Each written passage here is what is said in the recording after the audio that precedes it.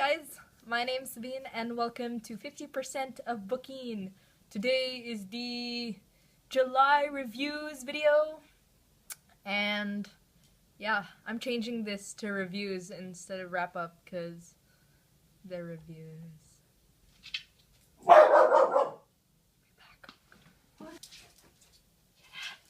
Come on, I'm working. I have a job. Excuse me, bitch.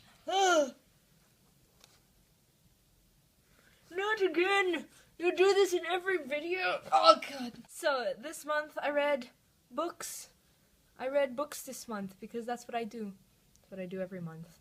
So, the first book I read isn't a book. It is a manga graphic novel and it's Scott Pilgrim, the 3rd issue. Scott Pilgrim is about this guy who falls for this girl, and to date her he has to defeat her 7 evil exes. And I really love the way that Scott Pilgrim's written because it's kind of video game style. When he defeats someone, coins fall on the floor. And it's really funny. So yeah, check this out. It's the 3rd volume though. Yeah, by Brian Lee O'Malley, who's Canadian, I think. Though he sounds Irish. Wait. Brian Lee O'Malley. Yeah, he's Canadian. The next book I read this month is Pride and Prejudice by Jane Austen, which is, it was written in the, I believe it was written in the 19th century, and early 19th century, and I really like this book. It is funny. A lot of people think, oh, Jane Austen, how dreadful, how romantic, how dramatic. Oh, look at that, a Facebook notification. Oh, Danny, it's you! Anyway, yeah, but she's not like that at all. This was really funny in that sort of dry, ridiculous kind of way. That makes sense. So yeah, I liked it. Romance, but subtle. I made a review about it, link in the thing. Did you know that I believe it was Charlotte Bronte read this book and said, and I quote, "It was a disappointment." Next we have The Knife of Never Letting Go, which was written by Patrick Ness. And I had actually read a Patrick Ness book before. I read The Monster Calls, which I really loved. It was really good. And this one was good too. It was pretty good. But I would have given it 5 stars, honestly, except for the part, you know, the part right around here, towards the end, where you know who gets you know whated, and that was sad, and it was traumatic, and oh god, no, I had to take away a star for that. Actually would have given it 3 stars, but I decided if it was a book that could make me feel such strong emotions, then it's a book that deserves 4 stars. So 4 stars. There's a serious theme of like reddish books here. That's unintentional. Okay. Next, I read L'étranger by Albert Camus, which is a book written in the 1950s, and it's about the absurdity of man, and some people say it's about existentialism, which Camus denies. It's also called The Stranger or The Outsider. Okay, this book is split into 2 parts. It's a very short book. It's about 130 pages, 120 pages.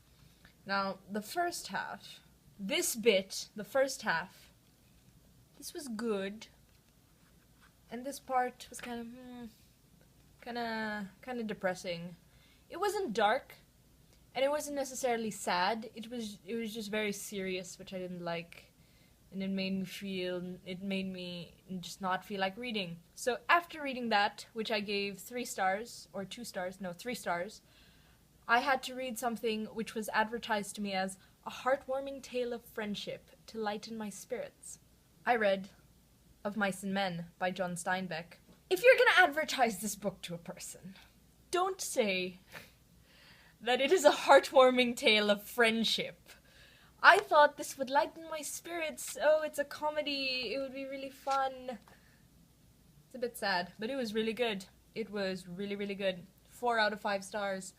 And the way I read it, it reminded me of a play, like scenes of a play. You could imagine it done as a play or a film from the 1950s. And I actually read this, and it said that Steinbeck described it as a kind of playable novel. So, yeah, I could see that. It's really good. It's about, these two friends, that's all I say. It is heartwarming. It is a tale of friendship. But don't think that this is going to make you feel better. The second to the last... Oh, wow, 8 minutes. The second to the last book I read this month. Oh my god. Oh my god. Oh my god. Oh my god. You know a book is good when the only words you have to describe it are oh my god and oh my god and ah. That book is Slaughterhouse-Five by Kurt Vonnegut. This book, oh lord, where do I begin? Firstly, I'd like to state that when usually my top books are at the top, not mainly because of the storyline, but because of the writing style, and I love repetition, and boy oh boy did this book have repetition. You know when people like recommend to you books and they say, oh, it's the greatest book ever, it has such high ratings, and so of course my expectations would be really high, just like The Fault in Our Stars. I was kind of let down. I was not let down.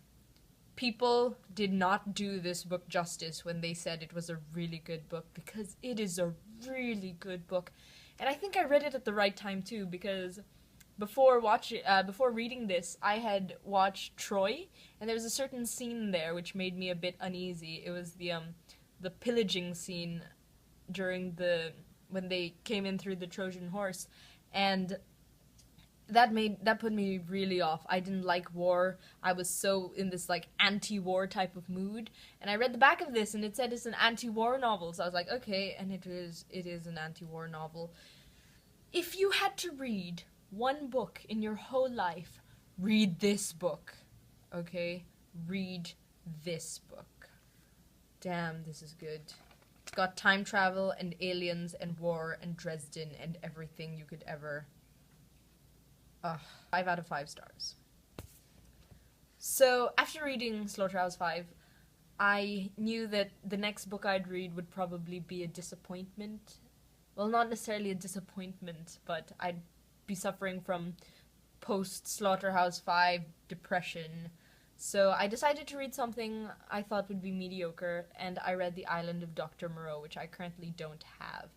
And the reason I don't have that book is because it was painful to read. It was boring. It was predictable. The narrator was irritating and rude, and 2 out of 5 stars. I don't even want to continue talking about it, but yeah, god.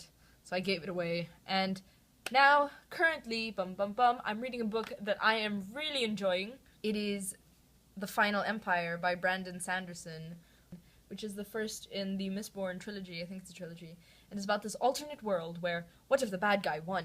And so the bad guy is ruling, he's called the Lord Ruler, and these people have these powers called allomancy, where they can eat metal, burn the metal, and then like have awesome magical powers because of the metal. It's really good so far. I'm like 85 pages in. I haven't been reading that much because, you know, school and stuff, but oh, it's good. It's really good. Yeah. Those are the reviews for this month. I hope you liked this video. People always say that at the end of videos, so I'm saying it too. Yeah. Bye! Like the empires of the world unite, we are alive, and the stars make love to the universe.